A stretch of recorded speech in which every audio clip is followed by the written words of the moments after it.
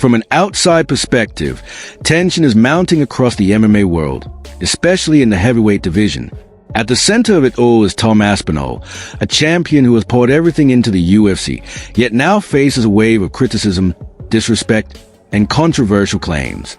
Headlines are already buzzing with reports that Dana White has grown frustrated with the ongoing drama around the heavyweight belt and may be considering stripping Aspinall, following what some fans are calling a questionable or exaggerated injury. For a long time, he's going at the fans, he's going at Dana White, and he's going at Cyril Gane. Let's go over what he said. Cyril Gane is a cheater. He goes into fights looking to eye poke, back of the head shots. He even said John Jones, before he fought Cyril Gane, called him a cheater as well. Then he says he's pissed off with Dana White, and he's also said he's got Brown syndrome, which is a pretty serious eye condition, which may involve surgery. He's not training right now. He just wants to get his eyes back to 100%. And you know what? It's all warranted. Dana White, very unnecessary comments after that fight. You know, he's very much been the nice guy, the polite Englishman, the gentleman. Now, he doesn't care. The gloves are off, and this Tom Aspinall's going to sell fights, and dare I say, he's going to knock out Cyril Gane. He's coming in with a vengeance in the rematch. Tom Aspinall went to the doctors, and the doctors has confirmed that he's got some issues with his eyeballs. He's got some soft tissue damage to the eyeballs, and that will happen when a 6'6" Frenchman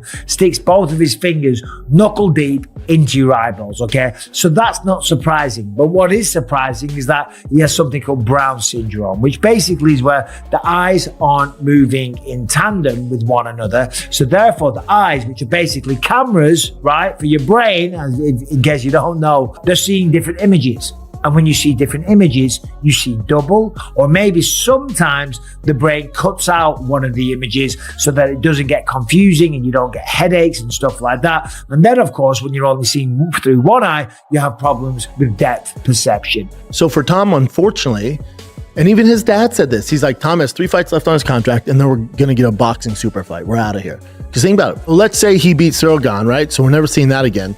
Who else would you pay to see him fight? Now it's gonna be free on only John Jones, only. Yeah, so he has 3 fights left. So you're gonna get Cyril Gane. He'll get the winner of Alex John, which happened at the White House, and then maybe fight if he loses that, which he will if it's John. If he were to lose that, he fights the loser of John versus Alex. Those are your 3 fights from Tom, and then you go to box because let's say he re-signed for 6 fights. Who are you gonna watch him fight? Volkov already beat him. Are you Pavlich already beat him. Yeah. Curtis Blades beat him. Yeah. Almeida, he doesn't deserve to be in the top 5. Acosta, those top fucking, besides Curtis Blades, 2 through 15 aren't even in the top 25 of this 2015. So for Tom, he was born at... While the term strip is largely clickbait fueled by online speculation, the tension behind Dana White's frustration and the pressure on Aspinall is very real, and it has been simmering far longer than most realize. Dana's irritation didn't begin with the eye poke. It started when the heavyweight title became an unexpected headache. John Jones vanished for over a year just as Aspinall stepped up, and the super fight Dana had envisioned quietly fell apart.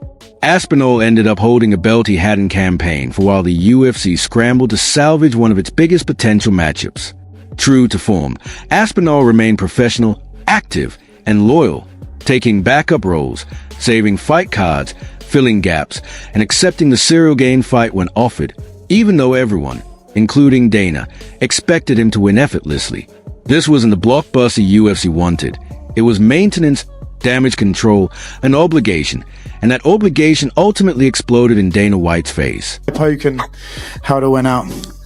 I mean, I feel the way everybody feels. Great showing, shitty ending, you know?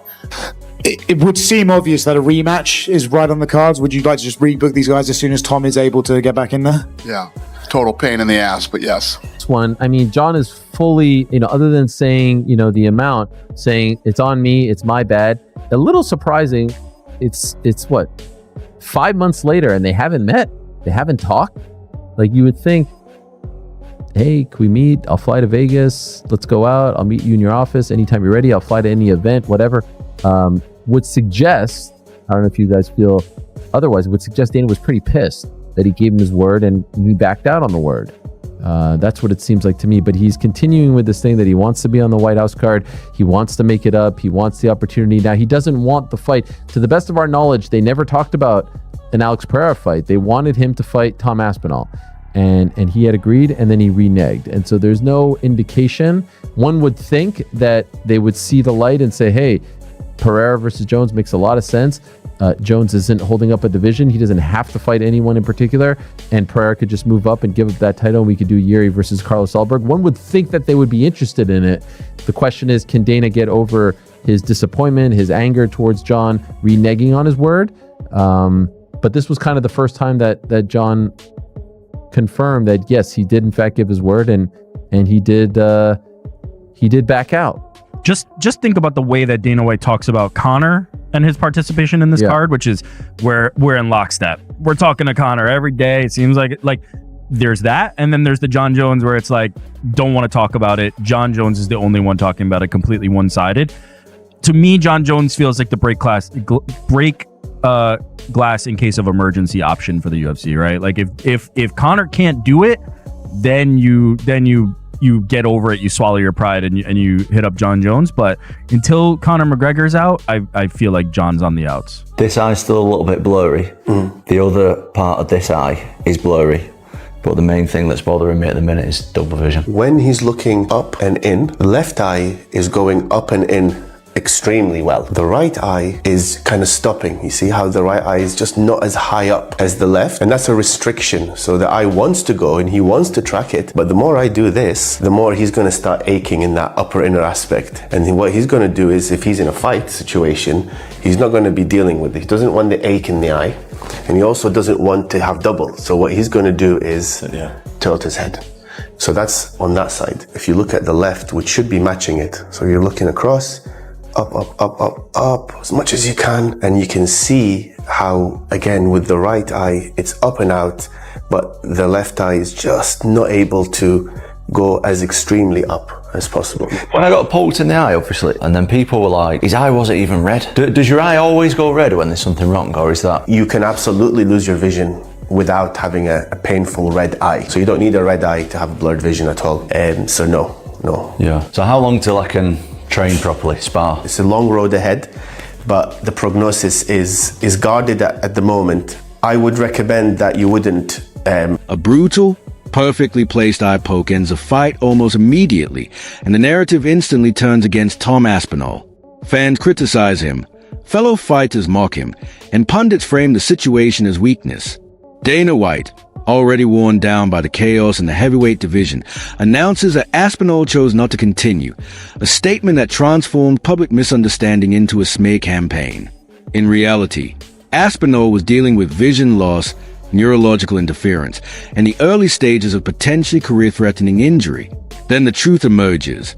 In a raw update video, Aspinall explains that the eye poke caused a dangerous condition where one eye no longer tracks in sync with the other, bringing headaches, dizziness, and the risk of permanent damage.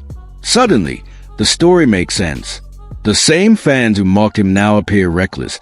The fighters who laugh seem heartless, and those who accuse him of quitting look completely out of touch. I feel as Tom's a great athlete, but I do feel like he's a one-trick pony. When you look at people talking shit online of like, oh, he's ducking this guy or he's dodging this guy, they haven't seen the work that you've done in the past and how dominant you've been. We know you're not ducking this guy. I mean, talk to me about what you saw in his fight with Gane. I mean, because Gane looked like he was controlling the fight. With Cyril Gane? Yeah. I believe that his wrestling and jiu-jitsu is incredibly overrated. He has a beautiful 1-2. I got to learn a lot about his patterns in his last fight. Beautiful 1-2. That's really about it. He couldn't touch Cyril Gane at all. That's the way I felt. I felt like Gane was just getting warmed up. Gane's hands was down. He was shaking his shoulders, bouncing around. He was touching him. That jab. He busted him open. He was so comfortable. I think Tom was looking for a way out, and he took it. He needs to change his game plan. When Tom gets hurt, he's like immediately incapacitated. It's like, you poke my eye. He never tried to look. It was rag on the eye immediately. Dude, he doesn't have the dog in him. Can't wait to see you compete the White House. Can't wait to see it. I know. I really hope it happens. Dana, bro, please, I'm training. I feel great. I'm healthy. And I'd be so honored to represent our country. And the pressure quickly shifts back to Dana White as questions mount about why a champion who has consistently saved events, stepped up repeatedly, and shown unwavering respect for the sport and the company is met with criticism instead of support. Fans draw comparisons to Francis Ngannou, a heavyweight who felt undervalued, and John Jones, who walked away from one of the biggest fights in division history, highlighting strained relationships Dana has had with his heavyweight stars. Suddenly, Tom Aspinall, the one heavyweight who has always remained loyal, is being unfairly lumped into the same narrative. Online, rumors spiral. Dana is stripping the belt. Aspinall faked the injury. The UFC is done with him. None of it is true. Yet the noise is deafening, putting even more pressure on Dana. If Aspinall's eye injury is as serious as doctors confirm, the UFC risks losing one of its most promising heavyweights, not because he refused to fight, but because he fought through a serious injury no athlete should ignore. And now, Aspinall is speaking out. His patience is gone. His respect has limits, and for the first time since becoming heavyweight champion, the world is seeing a different Tom, one determined to protect his legacy from those who weren't even in the cage. He's exposing the truth, defending his name, and when he next steps into the octagon, he won't fight for a belt, a bonus, or ranking. He'll fight to put an end to the biggest smear campaign of his career. The champion is not done, not faking, and is coming back fired up, and the UFC had better take notice.